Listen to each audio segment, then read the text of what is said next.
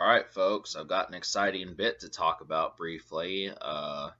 Machine Gun Kelly just released his newest album, Hotel Diablo, basically at midnight. So um, I thought over this and I listened to a handful of the songs, and it definitely has heat. I mean, I feel like it's probably better than Lace Up at this point.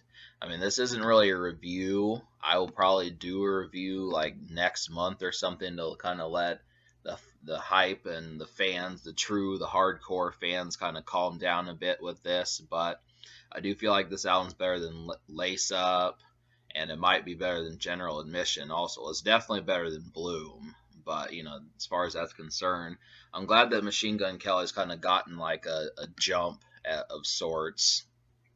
I mean, obviously with the Binge EP, that had a handful of heaters on it, like Lately and Loco and Going Through Shit and a few of those. But I'm glad Machine Gun Kelly is finally starting to get like multiple hits off of not just his album, but off the singles.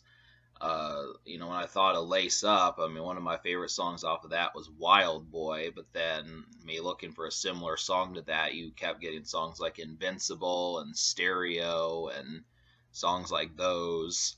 Songs like Invincible and Stereo that just kind of had more of a pop approach to it, and I think obviously that had, probably had something to do with the label, but then he probably chose those. But yeah, so I would just say some of the bangers on this album, I've picked out like a handful of them. So I would say Roulette, Floor 13, and then Glass House are a few of the, in my opinion, hot songs that came from this project.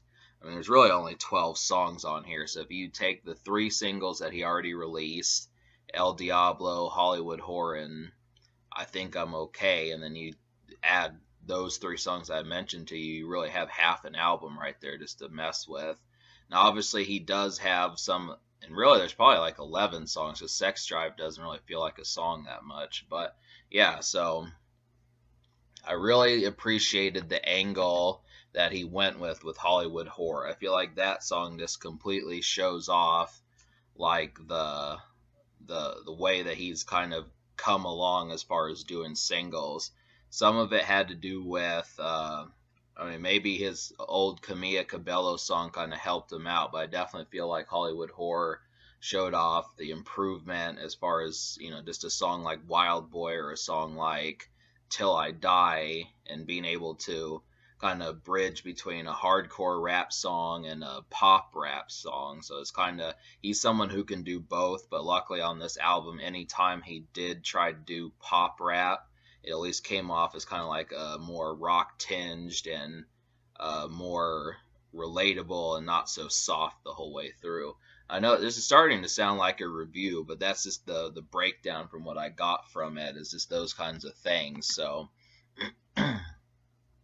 yeah, I mean, I still favor Hollywood Whore quite a bit, and I kind of felt like I Think I'm Okay was supposed to be like the lead single, moreover, and Hollywood Whore was like the street single. But as far as that goes, I mean, that the Think I'm Okay song did actually chart higher than that. That just happens to be the thing there. And so obviously Glass House is pretty similar to Hollywood Whore. I felt like that was another one. That's just what I was talking about as far as that actually goes, is just the idea that, MGK on a single, even when he's doing the softer stuff, it's at least kept interesting for the guys and stuff. So it's a blend. I think the things that he's went through across the past few years have helped that out. So yeah, thumbs up. I mean, I'm not going to give the album a 10. I'll probably review it down the road in the future, but from the first reaction, the initial, the the, the preliminary type stuff, I would definitely say that it's pretty solid. When it eventually comes on CD, I'm probably going to buy it. So just a few good first takes on the project. So I do recommend you give it some spins and digest it some.